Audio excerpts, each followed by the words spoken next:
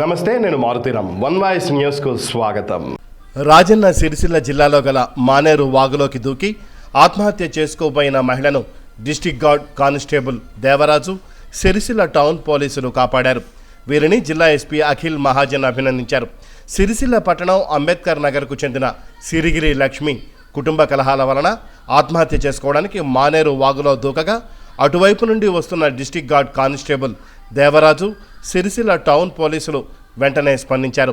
దేవరాజు వెంటనే వాగులోకి దూకి మహిళను రక్షించి బయటకు తీసుకువచ్చి సిరిసిల్ల టౌన్ పోలీస్ స్టేషన్కు తీసుకువచ్చి లక్ష్మి కుటుంబ సభ్యులకు సమాచారం అందించారు.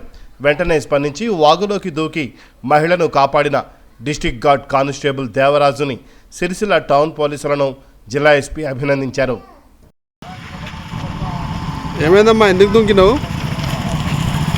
ఏమైందమ్మా? అమ్మా ఏమంటే చెప్పు, వాళ్ళతో చెప్పమ్మా. ఎందుకు మంచిగా లేదట.